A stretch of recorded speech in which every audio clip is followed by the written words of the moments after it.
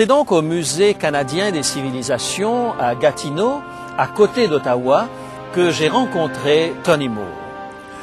Tony, il y a tant de personnages dans la Bible. Pourquoi est-ce que tu t'es focalisé sur l'apôtre Paul?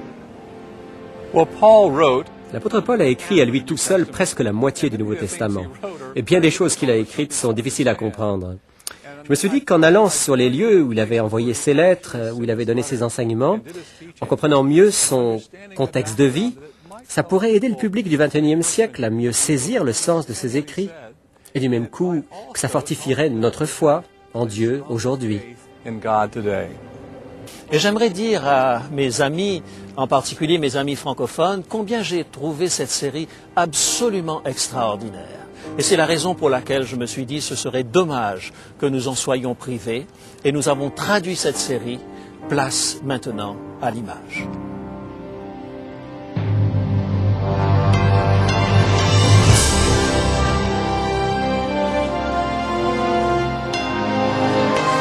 Elle a résisté à l'épreuve du temps. La Bible, le livre de la révélation, est toujours d'actualité dans le monde complexe d'aujourd'hui.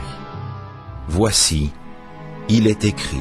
C'est un message de foi et d'espérance que vous présente maintenant José Élysée.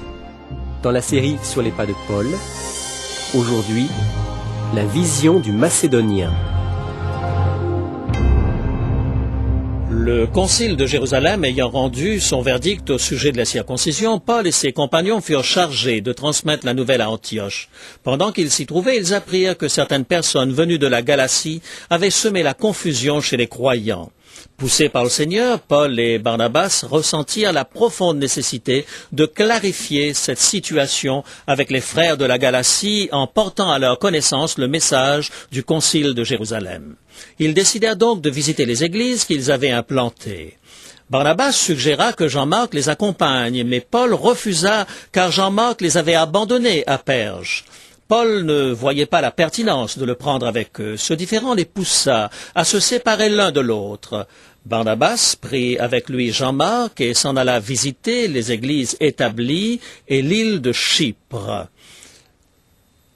Paul choisit Silas, l'un de ceux qui avaient été envoyés de Jérusalem, porteur du rapport du concile, et ils prirent la direction de la Galatie et de la Pisidie. Ils auront certainement emprunté cette voie romaine et franchi ce pont. La voie romaine passait par les anciennes portes ciliciennes, creusées par le Cydnus ou le Tarse, qui coule dans cette gorge. De là, ils seront probablement partis en direction du plateau anatolien pour rendre visite aux églises de Derbe, Lystre, Icône et Antioche de Pisidie. Après son séjour à Antioche de Pisidie, Paul désira se rendre en Bithynie et en Mysie pour y prêcher l'Évangile. Mais le Saint-Esprit ne le lui permit pas. Aussi il se tourna vers l'Asie. Son désir était d'établir une église à Éphèse ou à Pergame. Mais encore une fois, l'Esprit de Dieu s'y opposa. Aussi Paul se tourna vers Troas d'Alexandrie. Luc nous décrit de quelle façon le Saint-Esprit conduisit Paul jusqu'à Troas. C'est là que Paul vit un homme qui l'invita à passer en Macédoine pour le secourir. Luc rejoignit l'apôtre Paul, Timothée et Silas. À ce moment de leur voyage, et ils firent voile à travers la mer Égée, passant au large de Samothrace, ils accostèrent à Néapolis cherchant le Macédonien en question.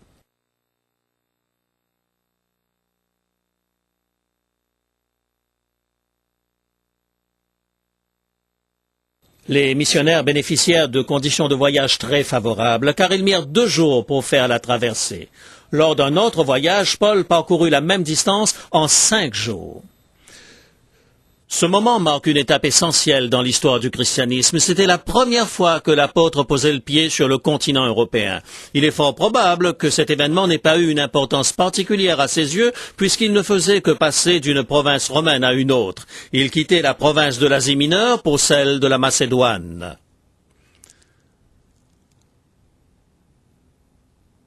En descendant de la Crète, séparant la plaine de Philippe de la mer, la Macédoine verdoyante et riche s'ouvrait devant nos missionnaires, tandis que je chemine le long de cette section de la voie Egnatia qui court parallèlement à la route moderne. J'imagine que leur pas s'est allégé, car ils pouvaient voir au loin la colonie romaine de Philippe. Cette vue leur donnait des ailes. En descendant le long de la route, leur prière devait être « Seigneur, aide-nous à trouver cet homme que Paul a vu dans sa vision à Troas ».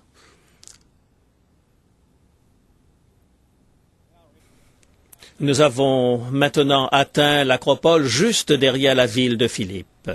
C'est Alexandre le Grand qui l'avait nommé ainsi, en mémoire de son père, mais à l'époque où Paul et Silas y arrivèrent, elle n'était plus qu'une colonie romaine. La ville avait cela de particulier que c'était là, dans ces plaines, que la République romaine avait laissé la place à l'Empire romain.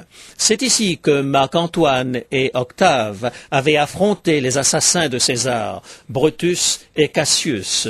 Ces derniers furent battus et ont préféré le suicide à la reddition. Les vainqueurs, reconnaissant à la population locale de leur soutien, leur avaient accordé le statut de colonie romaine. En vertu de quoi, des vétérans de l'armée romaine et les garnisons romaines s'étaient établis dans la ville. L'Empire leur accordait de vastes terrains en reconnaissance de leur service. En pénétrant dans la ville, bien que l'on se soit trouvé au cœur de la Macédoine, on se serait cru littéralement à Rome. Le peuple portait des habits romains, ils parlaient latin, leur monnaie et leurs monuments étaient frappés d'inscriptions latines. Bien entendu, ils étaient régis par le code romain. Deux types de citoyens romains cohabitaient dans cette ville. Les premiers étaient d'origine italienne, nés en Italie, nés citoyens romains. Les seconds, probablement plus nombreux, étaient d'origines diverses et avaient obtenu la citoyenneté romaine. Était-ce un don en récompense d'un acte héroïque au service de l'Empire ou un honneur accordé à la cité pour son soutien à l'Empire lors d'une bataille décisive? Une chose est sûre. Les deux types de citoyens étaient fiers de leur héritage, car celui-ci leur conférait des droits particuliers. Les citoyens romains ne pouvaient être fouettés. On ne pouvait les arrêter arbitrairement ou les mettre en prison, à moins de cas de force majeure. Bien entendu, ils avaient le droit de faire appel à César, et si la peine de mort devait être requise contre un citoyen romain, ils ne pouvaient être crucifiés, comme Jésus l'a été, ils étaient décapités, une forme plus rapide d'exécution. Paul et Silas entraient dans cette deuxième catégorie, et ils auraient bénéficié des droits des citoyens romains si la nécessité s'en était fait sentir. Les deux missionnaires ont dû arriver par l'Est, ayant franchi les 12 kilomètres depuis Néapolis à pied. Ils ont dû passer par la porte orientale ou la porte de Néapolis et marcher le long de la voie énatienne jusque dans la ville. Là, ils ont dû chercher l'homme que Paul avait vu en vision à Troas. Le sabbat, ils ne purent se joindre à une synagogue, selon leur coutume, puisqu'il ne se trouvait pas 10 juifs dans la ville. La loi disait qu'il fallait au moins 10 juifs pour ouvrir une synagogue. Apparemment, il n'y en avait aucun dans la ville. Aussi, Paul et Silas empruntèrent la Via Egnatia dans l'autre sens, quittèrent la ville par l'ouest et s'arrêtèrent près d'une rivière pour prier. Là, ils rencontrèrent une femme craignant Dieu, qui adorait près de la rivière, une princesse marchande du nom de Lydie, qui ouvrit son cœur à l'Évangile et devint un ardent défenseur de la cause du christianisme ici à Philippe.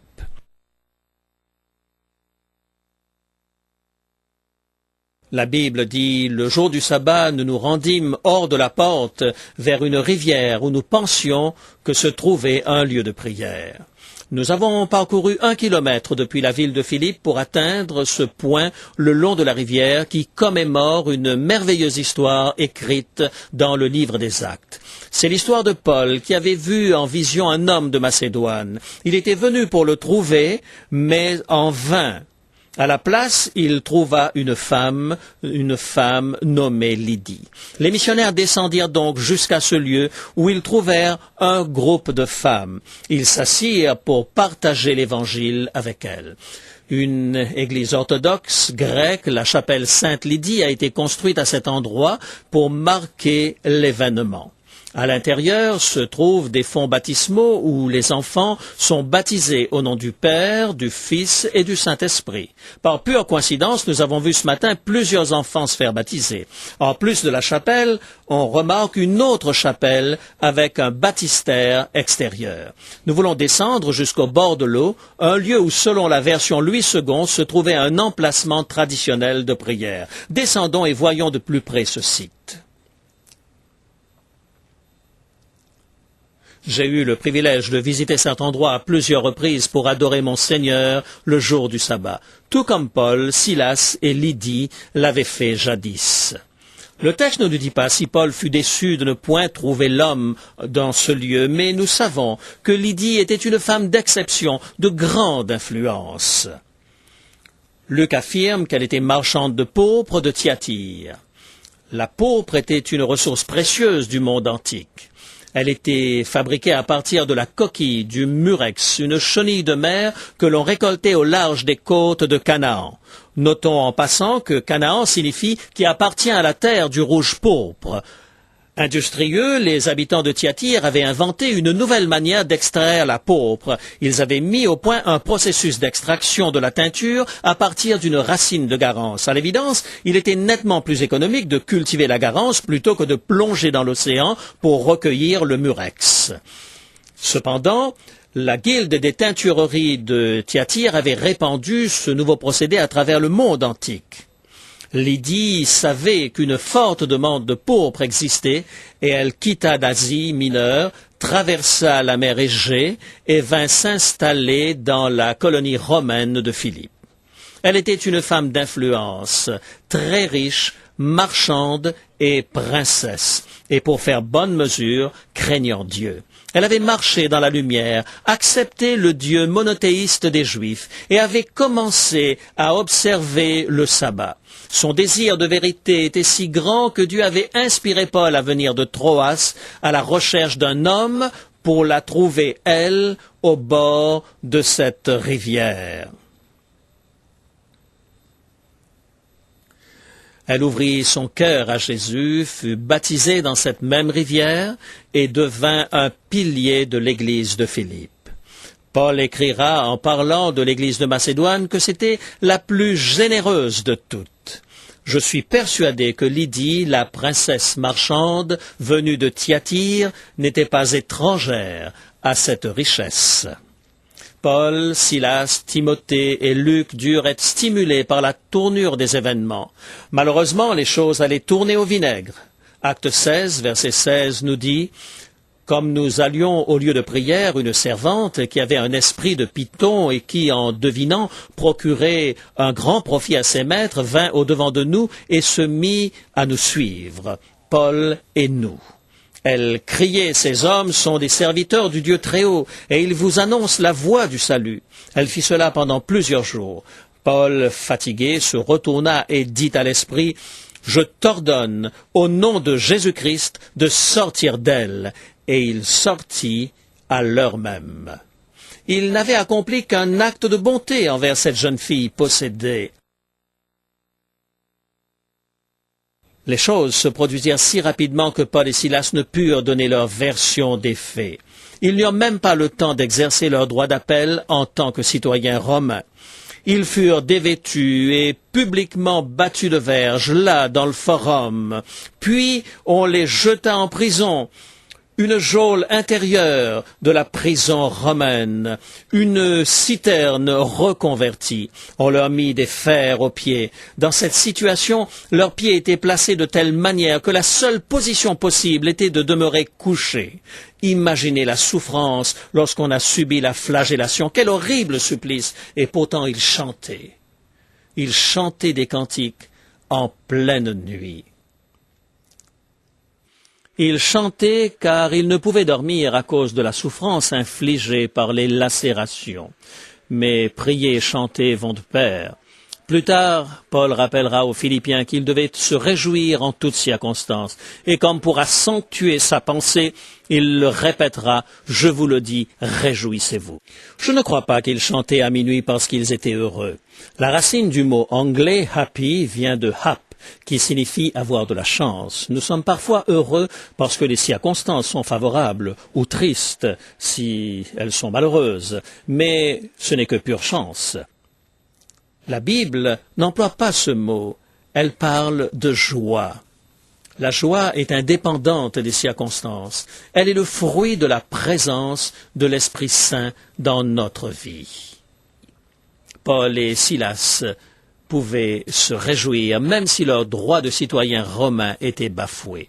Cicéron a dit « Lier un citoyen romain est un crime, le flageller une abomination ». Les choses s'étaient passées si vite que Paul et Silas n'eurent même pas le temps de dire qu'ils étaient citoyens romains. Dans notre propre vie, il peut arriver qu'on nous accuse à tort, que des personnes répandent de fausses rumeurs à notre sujet. Il arrive que nous n'ayons aucun moyen de sauver notre réputation. Paul, dans de telles circonstances, nous invite à nous réjouir toujours dans le Seigneur. Je le répète, dit-il, réjouissez-vous. Vers le milieu de la nuit, Paul et Silas priaient et chantaient les louanges de Dieu, et les prisonniers les entendaient. Tout à coup, il se fit un grand tremblement de terre, en sorte que les fondements de la prison furent ébranlés. Au même instant, toutes les portes s'ouvrirent, et les liens de tous les prisonniers furent rompus. Le geôlier se réveilla, et lorsqu'il vit les portes de la prison ouvertes, il tira son épée et allait se tuer, pensant que les prisonniers s'étaient enfuis. Mais Paul cria d'une voix forte, « Ne te fais point de mal, nous sommes tous ici. » Paul et Silas chantaient au milieu de la nuit. La Bible nous dit qu'un grand tremblement de terre secoua la ville à minuit. Ce fut si violent que les barres qui retenaient les deux portes de la prison intérieure sautèrent de leurs gonds et s'ouvrirent toutes grandes. Le rocher dans lequel les fers étaient fixés se fendit et les prisonniers se retrouvèrent libres. Et pourtant, Paul et Silas ne s'enfuirent point. Ils ne souhaitaient pas que la réputation du christianisme soit entachée. Ils savaient qu'ils étaient des citoyens romains, qu'ils n'avaient rien commis d'illégal, et ils refusèrent cette opportunité de s'enfuir. Le geôlier fut réveillé par le tremblement de terre. Comprenant que sa vie était en danger si les prisonniers s'étaient enfuis, il prit son épée et s'apprêtait à se jeter sur elle dans la grande tradition romaine pour sauver l'honneur de sa famille. Mais Paul lui dit « Ne te fais point de mal, nous sommes vivants, nous sommes ici !» Le geôlier ne pouvait en croire ses oreilles. Il demanda de la lumière et effectivement, tous les prisonniers étaient encore là. Ce fut à ce moment qu'il posa la question la plus importante de sa vie. Que dois-je faire pour être sauvé? Comment répondre à une telle question? Écoutez la réponse de Paul. Crois au Seigneur Jésus et tu seras sauvé, toi et ta famille. Crois au Seigneur Jésus. Quelles paroles impressionnantes! Elles signifient bien plus qu'un acquiescement mental. Cela n'a rien à voir avec une déclaration du type « Je crois que George Washington était le premier président des États-Unis ». Croire au Seigneur Jésus signifie s'abandonner, se soumettre au Seigneur Jésus en tant que Christ, en tant que Messie. Voici de quelle manière la Bible amplifiée jette une lumière sur ce passage. Crois en et au Seigneur Jésus-Christ, c'est-à-dire donne-toi à lui, abandonne ta propre garde et tu seras sauvé, et ceci s'applique aussi bien à toi qu'à ta famille. Croire au Seigneur Jésus signifie lui abandonner notre vie. Croire au Seigneur Jésus signifie lui soumettre notre cœur, notre esprit, notre âme, notre vie, notre être tout entier.